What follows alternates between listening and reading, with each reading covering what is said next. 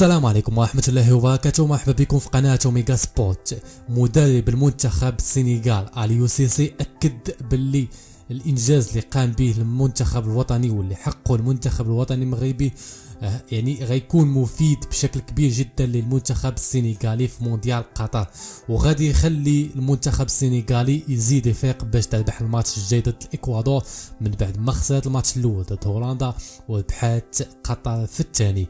مدرب المنتخب السنغال أليو سيسي بارك للمغاربه ربح على البلجيكيين، وقال في الندوه الصحفيه اللي كتسبق ماتش السنغال والاكوادور باللي تفرج في الملحمه المغربيه ضد المنتخب البلجيكي وكيفاش المغاربه ربحوا الماتش، واكد باللي هذا الشيء غادي موتيفي بزاف السنغال في هذا المونديال.